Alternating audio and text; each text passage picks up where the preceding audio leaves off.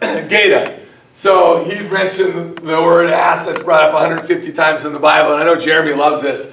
But we have it's a way of life. You know, I worked with Coach Miles, Dolan, South Dakota guy for, at 4 different stops for 11 years, right? Including the last 7, 5 at Colorado State, 2 at University of Nebraska.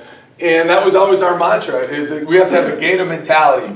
And Gata means it's an acronym, get after their ass, right? And that just means, and it's an old football term, you know? And, you know, he grew up in town Dolan, which is like, he always said it has a population of like 208 on one side and like 198 on the other side. I grew up in a small town. I graduated number 2 in my class.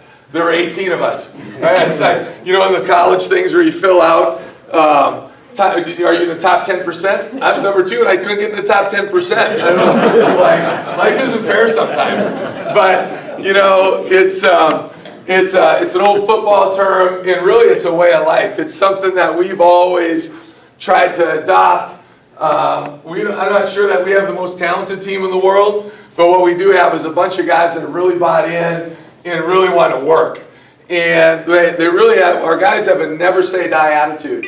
And, you know, we played 10 games up to this point, and with the exception of probably 2 games, that's kind of how we played, you know, all year. Just a never say die attitude. We just kind of finish with a flourish. We just kind of get downhill and make some plays late. And we got to find a way to make those plays earlier, you know, not just when our backs are against the wall. But just can't say enough good things about how our team has competed, how we fight, scratch. Guys have really bought in. I thought we clearly took 2 steps forward yesterday. We're not into moral victories, but we got better last night. We got a huge test. You know, if you get a chance to head over, I think the Pentagon holds like 3,500, give or take, and they have about 800 tickets left to sell. When we scheduled that game, when we got here, they called us and asked if we'd be interested in doing it. Ryan Miller, you know, is a Mitchell, South Dakota guy. I was a GA at Northern State when Ryan was a senior, and we were able to go into Frost Arena and beat South Dakota State at that time to get to the Elite 8. Ryan's a great friend, was just an incredible player.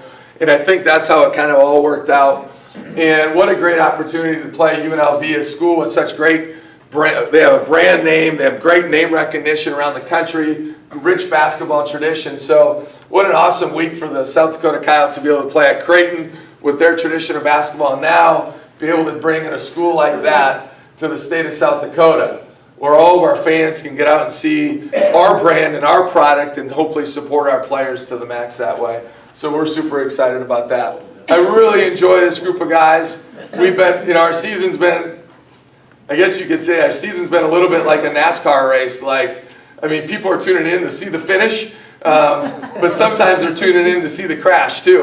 And we've had a few of those crashes, unfortunately. But it would have been easy for our guy. When you have 8 of your first 10 games on the road, like, that's tough. Winning on the road is tough. And when you go West Coast to East, we went West Coast one weekend, came back for 2 days, East Coast for the next 4 days. We were gone 9 of 11 days. We come back, play pretty average against Wayne State, and didn't look so good. Then go back to the West Coast.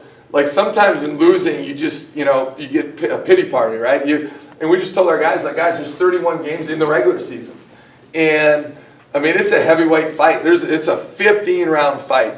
So if we're going to quit after 3 rounds, we're in trouble, you know? And so you just got to keep punching and keep punching. And now I feel like our guys are, I mean, you got to have if you can't take a blow, what is it? You got a glass jaw? Is that true? Where's the boxing aficionados here? I mean, come on. I think if you can't take a punch, you got a glass jaw. And I feel like our guys are figuring out how to take some punches and starting to throw some punches back. And we just got to keep getting better and be the best that we can be for conference play and late in the year.